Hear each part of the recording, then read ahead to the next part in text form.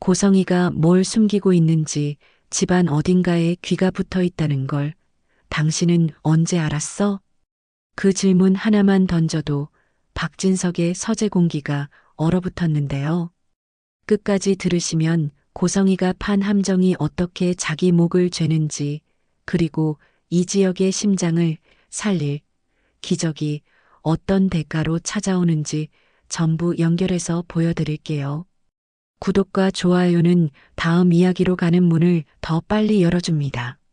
새벽 2시 박진석 회장은 불을 켜지 않은 채 창가에 서 있었고 비서의 목소리만 핸드폰 너머로 낮게 흘러나왔습니다. 회장님, 확인 끝났습니다. 안방 쪽에서 2개, 서재 쪽에서 하나, 전부 고성능 장치예요. 배터리도 새 거고요. 박진석은 대답 대신 아주 짧게 웃었습니다. 그 웃음이 이상하게도 차가웠어요. 그래, 역시 고성이답네. 박진석은 고성이라는 이름을 입에 올릴 때마다 혀끝에 씁쓸한 쇠맛이 도는 느낌을 받았는데요. 26년을 함께 살았는데도 그 여자가 돈 앞에서 얼마나 빠르고 얼마나 잔인해질 수 있는지 아직도 끝을 모르겠더라고요. 회장님, 지금 바로 제거할까요? 아니, 그대로 둬. 비서가 잠깐 말을 삼켰습니다. 그럼 혹시 위험하실 수도. 위험은 내가 감수하지. 대신 내가 들려주고 싶은 것만 들려줄 거야. 박진석은 의자를 돌려 앉으며 손가락으로 서재 책상 표면을 천천히 두드렸습니다. 규칙적인 두드림 속에 한 가지 확신이 섞여 있었어요. 고성이는 절대 포기라는 단어를 모릅니다. 무릎을 꿇는 척할 뿐, 그 다음 순간에는 누군가의 뒤통수를 노리죠. 그날 밤 박진석이 먼저 확인한 건 집안이 아니었습니다. 집 밖이었어요. 지방 별장, 가족들이 들렀다 가는 별채, 운전기사 대기실, 심지어는 박영나가 작업하던 작은 창고까지 CCTV 기록을 전부 돌려봤습니다. 그리고 나오더라고요. 밤마다 고성이가 사람 눈을 피해 움직이는 장면들. 손에 작은 상자 하나를 들고 커튼 뒤로 사라지고 책장 밑으로 손을 뻗고 화분을 만지는 척하다가 바닥을 훑는 그 손끝. 그게 가족을 위한 정리일 리가 없었습니다. 박진석은 영상 속 고성이의 옆 얼굴을 멈춰 세워놓고 혼잣말처럼 낮게 뱉었습니다. 고성이, 넌 아직도 내가 멍청한 줄 아는구나. 비서가 조심스럽게 물었습니다. 가짜 정보를 흘리신다고 어떤 방향으로요? 박진석은 잠깐 생각하다가 가장 잔인하면서도 가장 안전한 길을 골랐습니다. 내 이름을 쓰되 내 이름이 아니게 만드는 거야. 비서가 눈치챘습니다. 동명이인 말씀하시는 거죠? 그래. 내 중학교 동창. 이름 똑같은 친구. 그 친구를 범인으로 만들자는 게 아니야. 오히려 그 친구를 빌려 고성이가 스스로 법 위로 올라오게 만드는 거지. 비서는 침을 삼켰고 박진석은 더 담담하게 이어갔습니다. 고성이는 증거라는 말에 눈이 뒤집혀. 녹음 하나면 세상이 자기 편이 된다고 믿거든. 그 착각을 끝까지 밀어붙이게 해. 비서가 한숨처럼 말했습니다. 회장님, 고성의 여사님이 그걸 검찰에 들고 가면 들고 가게 놔. 들고 가게 만들어. 그리고 거기서 뒤집어. 박진석이 마지막으로 내뱉은 말이 서늘했습니다. 불법으로 들은 소리가 그 여자를 묶는 줄이 될 거야. 며칠 뒤였습니다. 박진석은 일부러, 정말 일부러 서재문을 활짝 열어둔 채 전화를 받았는데요. 말투도 평소보다 한 톤 높였습니다. 집안 어디엔가 붙어 있을 귀가 단 한 글자도 놓치지 않게. 변호사님, 그건 말입니다. 그건 내가 직접 결정했습니다. 네, 내가 했습니다. 그 말이 왜 그렇게 크게 들렸는지 박진석은 전화를 하며 동시에 자신도 속이 울렁거렸어요. 26년 2년을 함정으로 끝내는 일이니까요. 하지만 그는 이미 여러 번 고성희에게서 기회를 줬다고 믿었습니다. 그때마다 고성희는 기회를 발로 차고 돈을 주었어요. 박진석은 이어서 키워드를 던졌습니다. 이름이 같은 박진석에게 돈을 송금했다는 얘기요. 계좌 내역도 남아있고요. 전화를 끊자마자 박진석은 책상 서랍에서 미리 준비해둔 서류철을 꺼냈습니다. 똑같은 이름, 다른 주민등록번호, 다른 주소. 그리고 그 돈의 용처는 담보 작업이 아니라 병원비 지원으로 기록돼 있었죠. 이 정도면 들을 만큼 들었겠지. 그 시각 안방 쪽에서 고성희는 귀에 이어폰을 꽂은 채 앉아 있었습니다. 눈동자가 반짝였는데요. 그 반짝임은 기쁨이 아니라 사냥감 냄새 맡은 포식자의 빛이었습니다. 박진석이 직접 인정했어. 고성희는 손바닥으로 입을 가리고 숨을 들이켰습니다. 그리고 아주 작게 웃었어요. 드디어 걸렸네. 26년이 아깝지 않아. 그녀는 그날 밤 녹음 파일을 3개로 잘랐습니다. 지시라는 단어가 들어간 구간, 돈이라는 단어가 들어간 구간, 그리고 동명이인이라는 단어가 들어간 구간. 자기 입맛대로 조합하면 마치 박진석이 큰 범죄를 고백한 것처럼 들리게 만들 수 있다고 믿었거든요. 다음 날 아침 고성희는 서재로 들어갔습니다. 맨발로 쫓겨나던 날의 기억이 머릿속에서 화염처럼 타올랐고 그 기억을 지렛대로 삼아 오늘은 승리자처럼 굴고 싶었습니다. 여보, 할 말이 있어요. 박진석은 서류에서 눈도 떼지 않은 채 물었습니다. 무슨 일인데? 고성희는 핸드폰을 꺼내 책상 위에 내려놓았습니다. 손끝이 떨렸지만 표정은 당당했어요. 이거 들어봐요. 녹음이 흘러나오자 고성희는 박진석의 얼굴에서 공포를 찾으려 했습니다. 흔들림, 당황, 분노 같은 걸요. 그런데 박진석은 아무 표정이 없었습니다. 오히려 고성희가 모르는 쪽으로 시선이 흘렀어요. 마치 지금부터가 시작이라는 듯 고성희가 말했습니다. 들었죠? 당신이 직접 인정했잖아. 난 이걸 검찰에 제출할 거야. 그러기 싫으면 조건이 있어. 박진석이 천천히 고개를 들었습니다. 조건? 위자료 500억. 그리고 당신이 내 이름으로 걸어둔 모든 담보 전부 풀어. 지금 당장. 고성희가 숫자를 말하는 순간 서재 벽식의 초침 소리까지 더 크게 들렸습니다. 박진석은 피식 웃더니 아주 낮게 말했습니다. 고성희, 넌 진짜 한결같다. 고성희가 발끈했습니다. 뭐라고? 돈, 돈, 돈. 내가 바라는 건 늘 그거였어. 26년 전에도 그랬고 지금도 그렇지.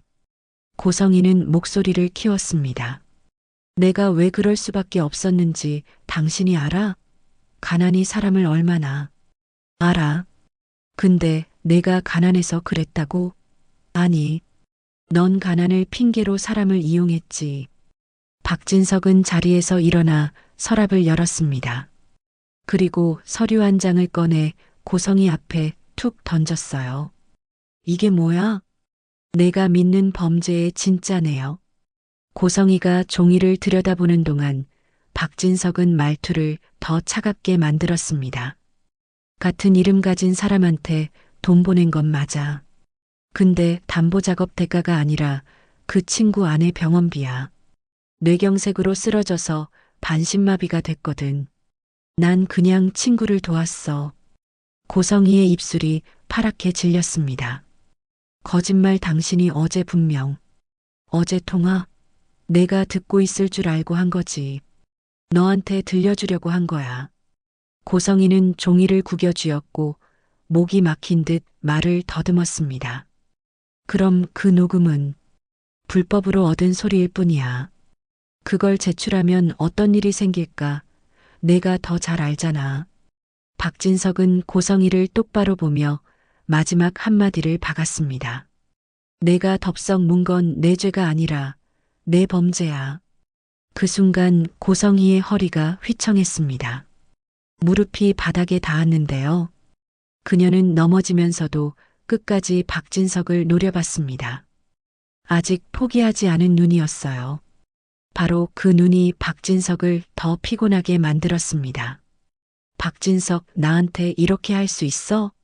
26년을 같이 산 건 맞지. 근데 넌 그 26년 동안 한 번도 나랑 같은 편이 아니었어.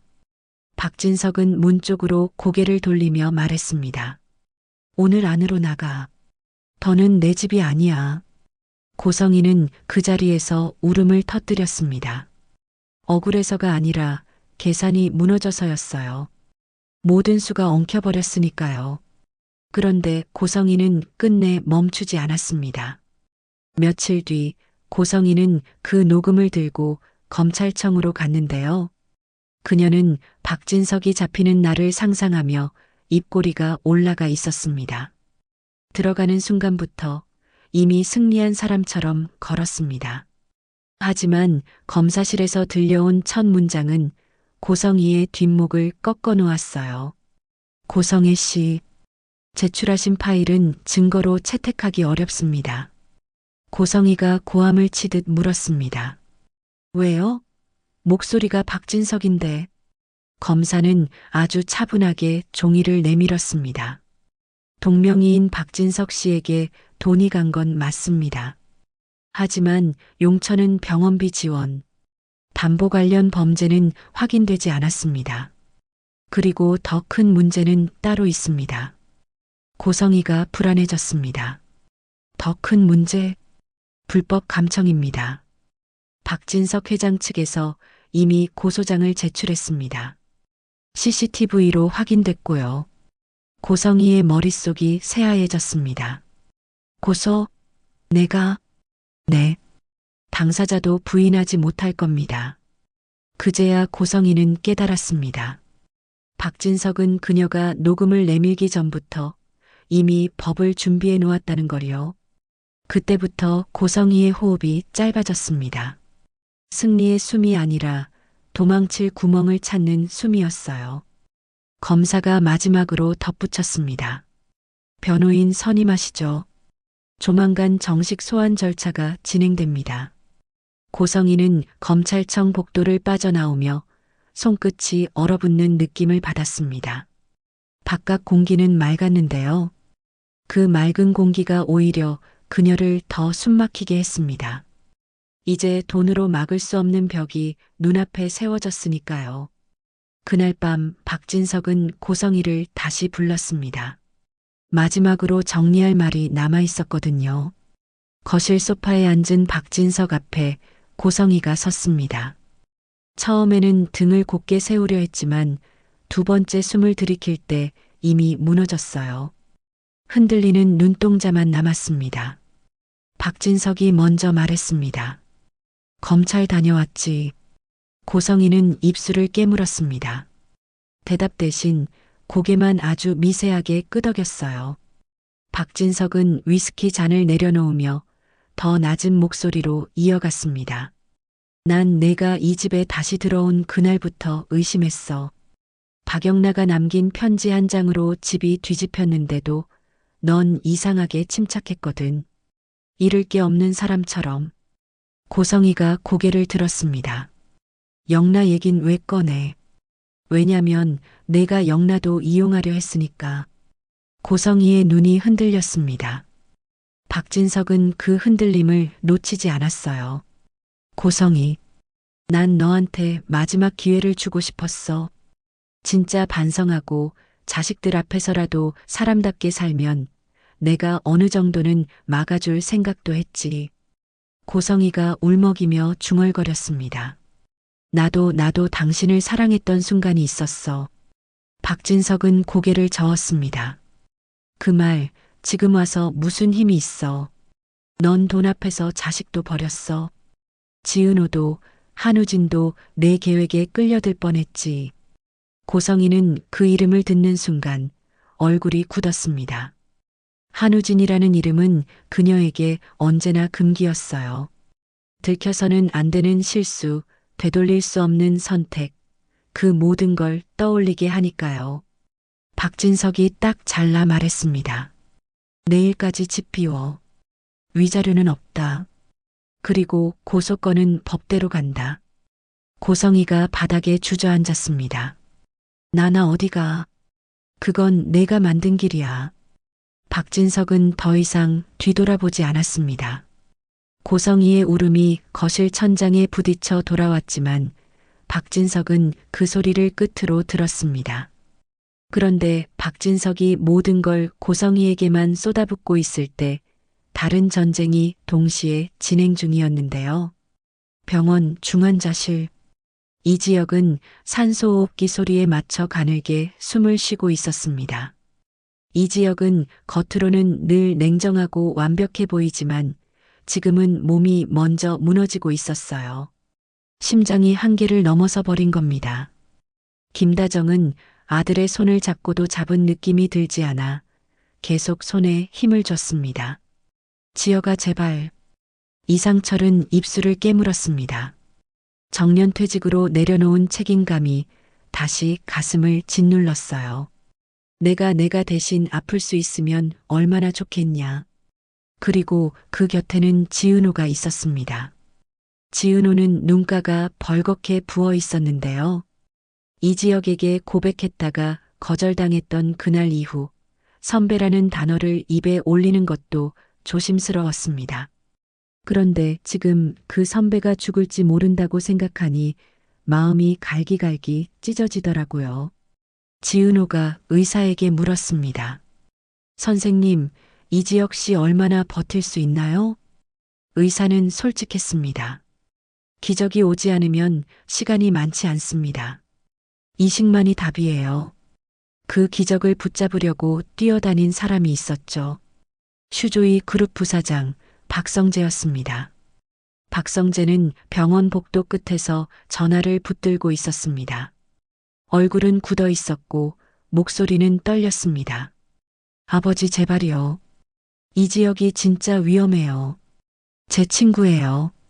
그냥 친구가 아니라 제 인생을 함께 버텨준 사람이라고요. 박진석은 잠깐 말을 멈췄습니다. 고성이를 내쫓고 법을 준비하고 가정을 정리하는 그 모든 와중에도 아들의 목소리만큼은 피할 수 없었거든요. 성재야, 아버지, 저 이런 부탁 안 하려고 했어요. 근데 이번만은. 알아. 박진석은 짧게 숨을 들이켰습니다. 내가 할 수 있는 건 다 해보마. 박성재의 눈빛이 흔들렸습니다. 믿고 싶었지만 아버지가 늘 차갑게 벽을 세우던 사람이라는 걸 알고 있었으니까요. 그런데 박진석은 그 벽을 처음으로 조금 내리는 듯 했습니다. 정말요? 그래. 내 인맥, 내 돈, 내 손 다 써. 박성재는 그 자리에서 고개를 숙였습니다. 감사합니다, 아버지. 박진석은 그날부터 연락처를 미친 듯이 뒤졌습니다. 국내 병원, 해외 네트워크, 이식 코디네이터, 오래된 지인들. 그리고 마지막에 떠오른 이름이 있었어요. 동명이인 박진석. 중학교 동창, 이름이 똑같아서 늘 놀림받던 친구. 박진석은 그 친구를 떠올리며 마음이 복잡해졌는데요. 그 친구는 몇 년 전부터 아내 병으로 삶이 무너지고 있었습니다. 박진석은 도움을 주고 있었고요. 그래서 더 미안했습니다. 또 부탁을 하게 될까봐. 그런데 전화는 먼저 그쪽에서 걸려왔습니다. 진석아 나야. 수화기 너머의 목소리는 이미 울음으로 젖어 있었습니다. 우리 집사람 또 왔다. 이번엔 의사가 뇌사라고 하더라. 박진석의 손이 굳었습니다. 뭐, 진석아. 연명치료 안 하려고. 더는 못 보겠어. 침묵이 흘렀습니다. 박진석은 함정으로 고성이를 깨어낸 날에도 이렇게 가슴이 무너지진 않았어요. 이건 진짜 사람이 무너지는 소리였으니까요. 박진석이 조심스럽게 말했습니다. 진석아, 내가 미안하다. 미안은 무슨, 너 아니었으면 우리 집 진작 끝났지. 근데 나 이제 정말 한계야. 박진석은 손가락을 꽉 쥐었습니다. 그리고 결국 입 밖으로 꺼내고 말았어요. 말하면 비겁한 사람 되는 걸 알면서도 나 부탁 하나만 해도 되냐? 뭔데? 내 아들 친구가 이식이 급해. 나이 33. 이름은 이지혁. 동명이인 박진석이 숨을 삼켰습니다. 33 우리 아들하고 비슷하네. 박진석은 목이 잠겼습니다. 혹시 집사람 장기 기증 생각할 수 있을까? 내 마음 아는 거 알아. 안 된다면 내가. 진석아. 동명이인 박진석이 말을 끊었습니다. 그리고 한참 뒤 아주 조용히 말했어요. 우리 집사람 예전에 그런 말 했어. 자기가 떠나면 남한테 도움이 되고 싶다고. 박진석의 눈에 눈물이 고였습니다. 진석아, 너한테 받은 거 생각하면 나도 뭘 해야지. 그리고 젊은 애 살리는 거잖아. 박진석은 몇 번이나 고개를 끄덕였습니다. 수화기 너머로는 보이지 않는데도요. 고맙다. 진석아, 진짜 고맙다. 그날 밤 박진석은 박성재에게 전화를 했습니다. 성재야, 좋은 소식이다. 박성재가 숨을 들이켰습니다. 네, 뭐가요? 기증자가 나왔다. 조건이 이지혁이랑 맞을 가능성이 크다. 박성재는 그대로 벽에 기대 앉아버렸습니다. 다리가 풀렸거든요. 진짜예요? 아직 최종 검사 남았다. 하지만 희망은 생겼다. 박성재는 바로 병원으로 뛰어갔습니다. 복도에서 지은호를 마주쳤는데요. 지은호는 박성재의 얼굴을 보고도 아무 말이 나오지 않았습니다.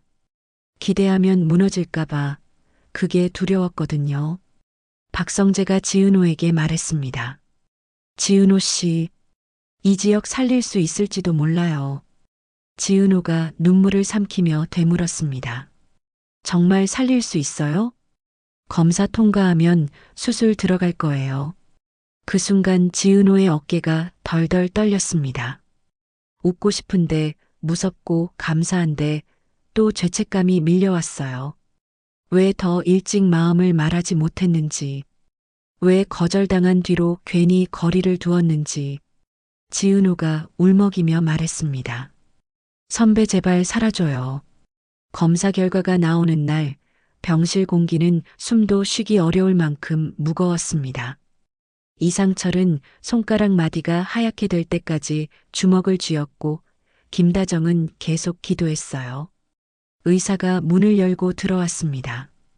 보호자분들 결과 나왔습니다. 그 한마디에 모든 시선이 의사에게 꽂혔습니다. 기증자와 환자 조건이 잘 맞습니다. 수술 진행 가능합니다. 김다정은 그 자리에서 주저앉았습니다. 울음이 터졌고 이상철은 의사의 손을 붙잡고 고개를 숙였습니다. 감사합니다. 선생님. 박성재는 그 순간 아버지 박진석이 떠올랐습니다.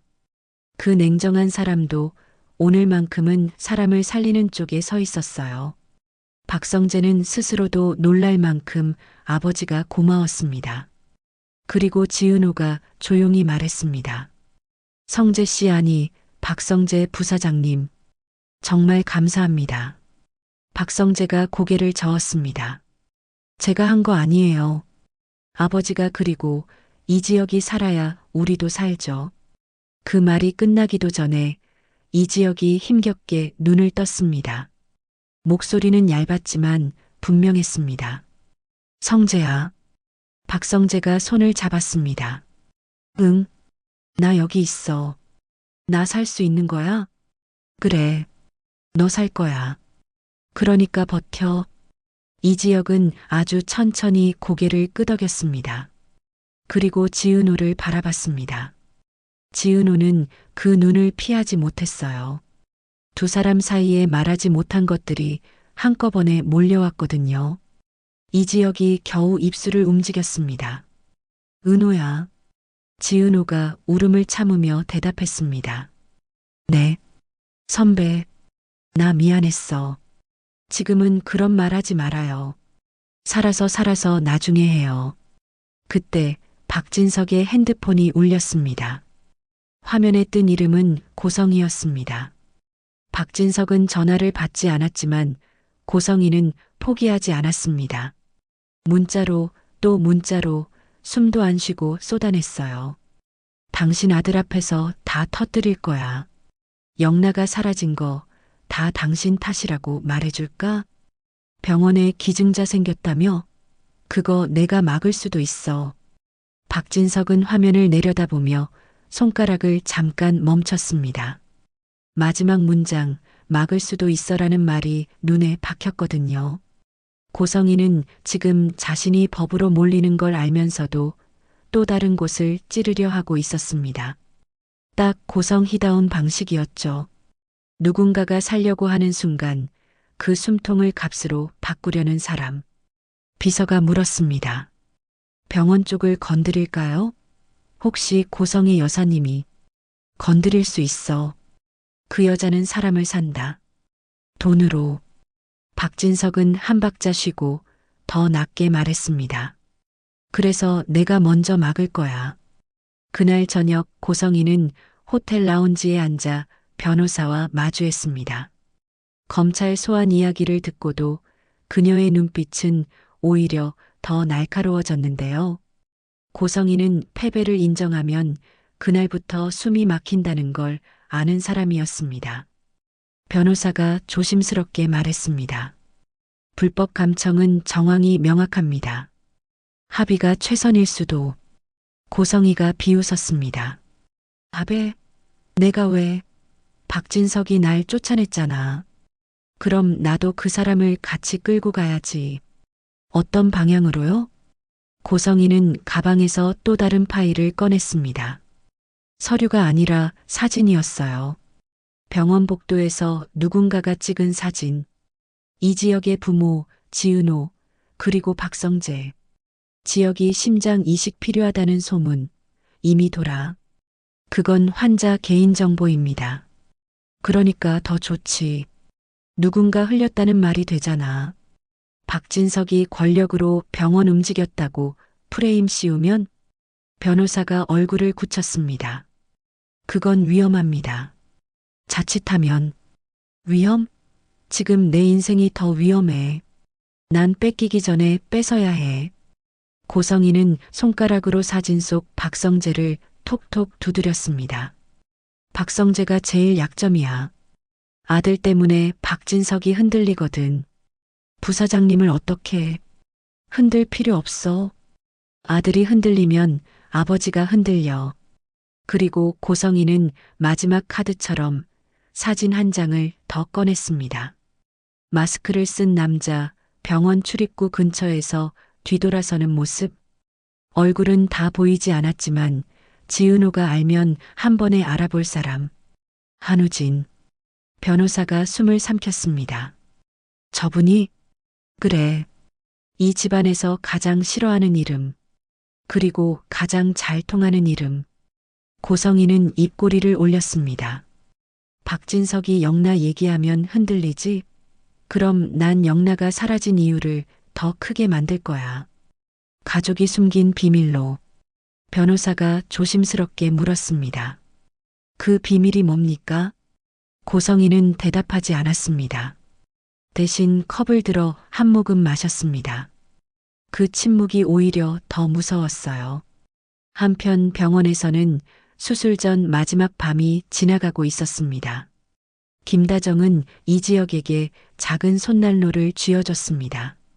손이 차면 마음도 더 겁나잖아. 이거라도. 이지혁은 억지로 웃어 보였습니다. 엄마, 나 괜찮아. 괜찮기는 내가 지금까지 괜찮았던 적이 있었니? 이상철은 병실 창가에서 한참을 서 있었습니다.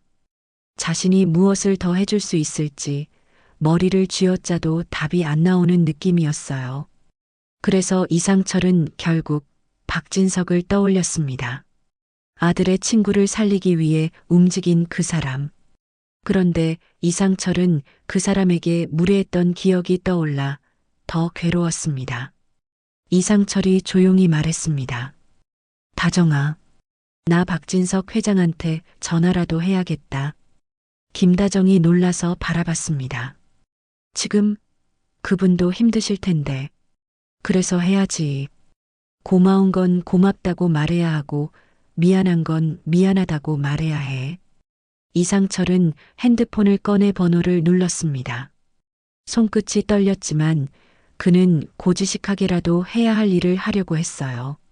잠시 뒤 박진석이 전화를 받았습니다. 네, 박진석입니다. 이상철이 숨을 고르고 말했습니다. 회장님, 저 이상철입니다. 이 지역 아버지요. 박진석은 한 박자 멈춘 뒤 낮게 대답했습니다. 아, 네. 전화 주셨군요. 이상철은 말문이 막혔습니다. 그동안 감사합니다라는 말이 이렇게 무거운 적이 없었거든요. 회장님 정말 감사합니다. 우리 아들 우리 지역이 살릴 길을 열어주셔서. 박진석은 조용히 말했습니다. 감사는 제가 받을 게 아닙니다. 제 아들 친구니까요.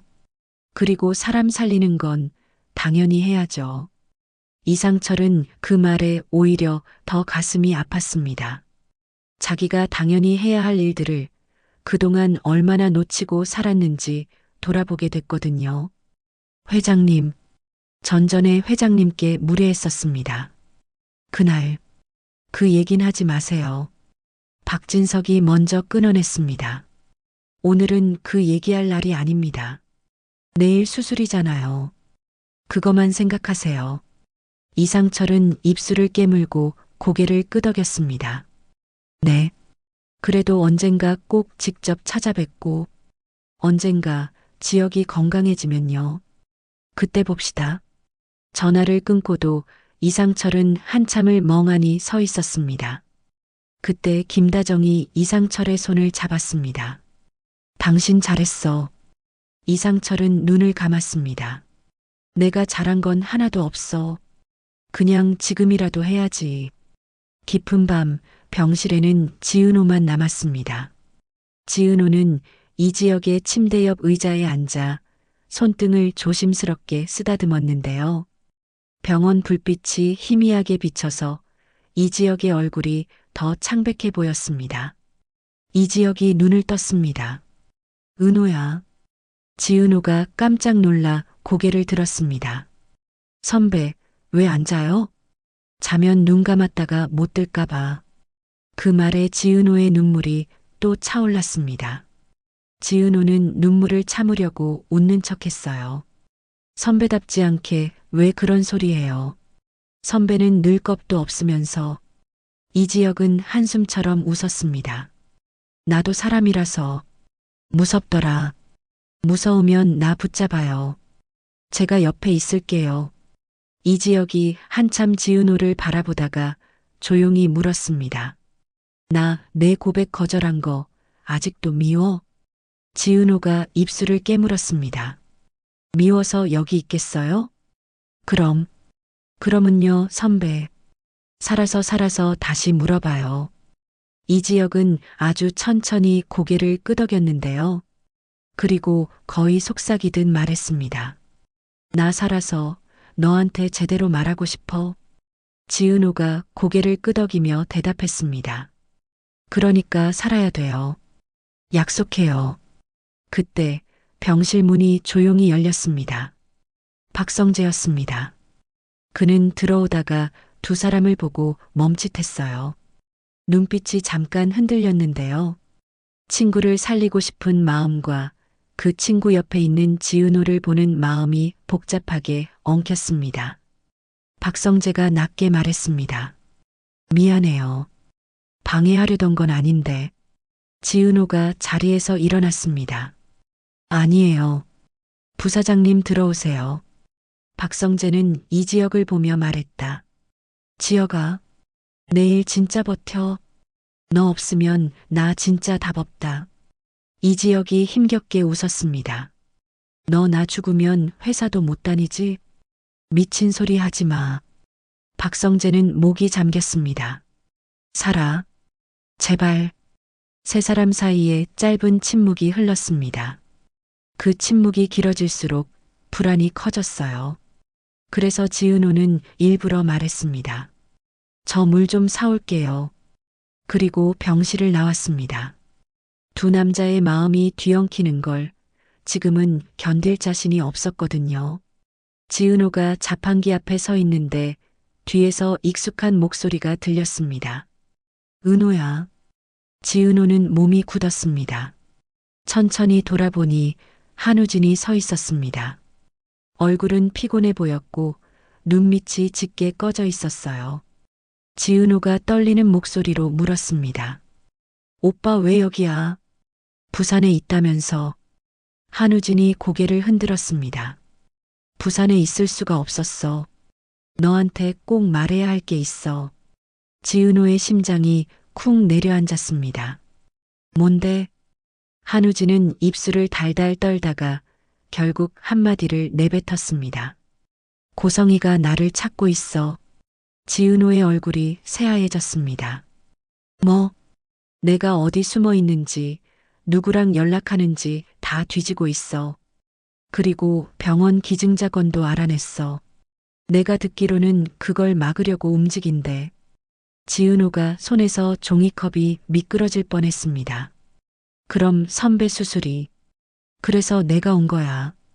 한우진은 주머니에서 작은 USB 하나를 꺼냈습니다. 내가 우연히 고성의 사람들 통화 내용을 확보했어. 도청한 게 아니라 내 쪽을 따라오던 놈이 떨어뜨린 거야. 그냥 내가 죽게 됐어. 지은호는 그 말을 듣는 순간 머릿속이 복잡해졌습니다. 도청이라는 단어만 들어도 온몸이 얼어붙는데 지금은 그럴 때가 아니었어요. 누군가의 심장이 걸려 있었으니까요. 지은호가 떨리는 손으로 USB를 받았습니다. 이거 누구한테 줘야 해? 한우진이 단호하게 말했습니다. 박진석 회장한테, 그리고 박성재한테도. 두 사람만 믿어. 지은호가 울먹이며 물었습니다. 오빠, 근데 왜 하필 지금 나타난 거야? 우리 가족 그 이름만 들어도 다 알아. 한우진이 눈을 감았습니다. 그래서 더 늦기 전에 끝내야 해. 고성이가 우리를 계속 묻고 있는 한 너도 나도 그리고 지역 선배도 계속 위험해. 지은호는 입술을 깨물었습니다. 오빠 나 무서워. 한우진이 지은호의 어깨를 가볍게 잡았습니다. 나도 무서워. 근데 우리 둘 중 누군가는 움직여야 하잖아. 같은 시각 박진석의 집에서는 또 다른 전화가 울렸습니다. 이번엔 모르는 번호였는데요. 박진석이 받자 상대는 단숨에 말했습니다. 회장님, 병원 코디네이터 쪽에서 이상한 움직임이 있습니다. 기증자 이송 일정이 갑자기 바뀌었다는 말이 돕니다. 박진석의 눈빛이 가라앉았습니다. 누가 건드렸지? 확실하진 않지만 고성의 쪽 사람이 병원 주변에서 목격됐습니다. 박진석은 짧게 웃었습니다. 웃음인데 웃음이 아니었어요. 결국 병원까지 손을 뻗네. 그때 또 다른 전화가 왔습니다. 박성재였습니다. 아버지, 병원 쪽이 뭔가 이상해요. 이식팀이 갑자기 서류 확인 때문에 대기하라고. 박진석이 끊어 말했습니다. 성재야, 넌 병원 지켜. 내가 움직일게. 아버지, 지금 어디로? 가서 길을 뚫어야지. 박진석은 코트를 집어들었습니다. 그리고 문을 나서기 직전 거울에 비친 자기 얼굴을 봤는데요.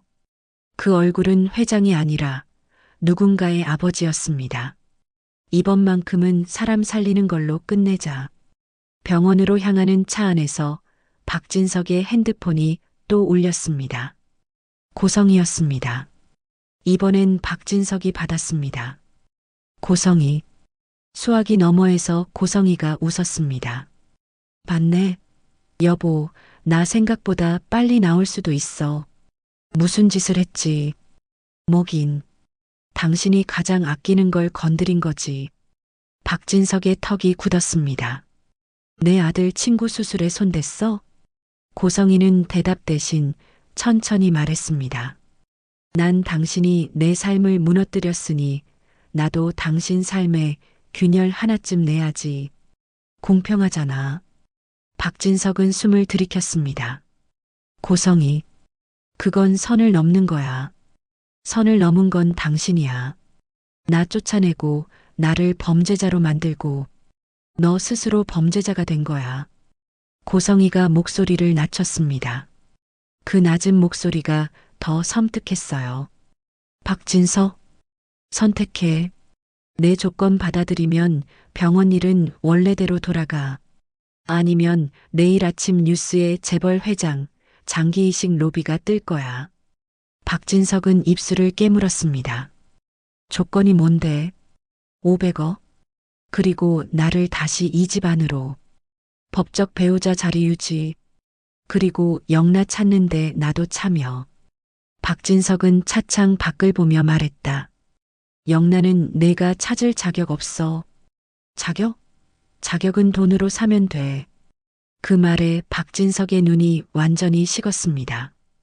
고성이, 너 정말 끝까지 그렇구나. 박진석은 전화를 끊었습니다. 그리고 운전기사에게 말했어요. 병원 말고 먼저 우리 법무팀. 지금 바로. 운전기사가 놀랐습니다. 회장님, 수술은 내가 책임진다. 고성이는 오늘 밤 안에 손을 묶어. 박진석은 창밖을 바라보며 아주 작은 목소리로 혼잣말했습니다. 사람 목숨을 흥정하는 순간 그 여자는 더 이상 내 가족이 아니다. 새벽 수술실 앞. 이지혁은 이동 침대에 누워 수술실로 들어가기 직전이었습니다. 김다정은 끝내 눈물을 참지 못했고 이상철은 아들의 이마에 손을 얹었습니다. 지혁아, 살아나와. 아빠가 기다릴게. 이지혁은 숨을 고르고 말했습니다. 아빠, 나 살아서 우리 집 밥 먹을게요. 지은호는 침대 옆에서 손을 꼭 잡았습니다. 선배, 나나 여기 있어요. 그러니까 돌아와요. 이지혁은 지은호를 바라보며 아주 조용히 웃었습니다. 응, 돌아올게. 그때 멀리서 박성재가 뛰어왔습니다. 얼굴이 창백했습니다. 지혁아, 잠깐. 의사가 말했습니다. 보호자분들, 이제 들어가겠습니다. 박성재는 숨을 몰아쉬며 지은호에게 속삭였습니다. 지금 박진석 회장님이 법무팀으로 갔대요. 고성이가 병원까지 건드렸다고.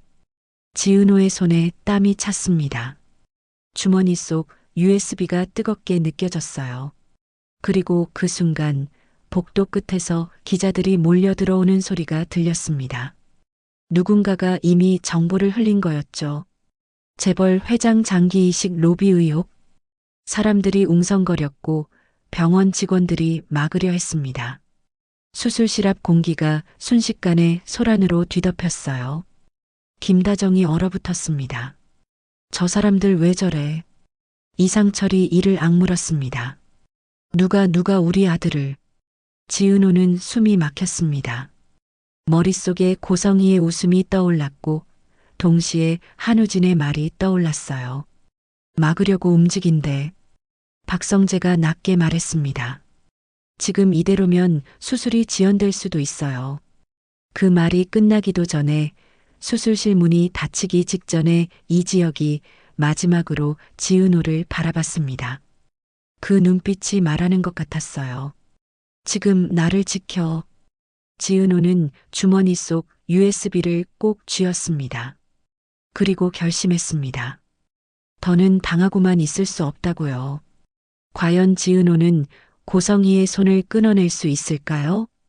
박진석은 고성이를 법적으로 묶기 전에 이지혁의 수술을 지켜낼 수 있을까요?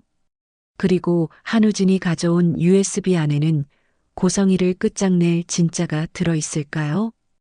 다음 이야기에서 그 답이 열립니다.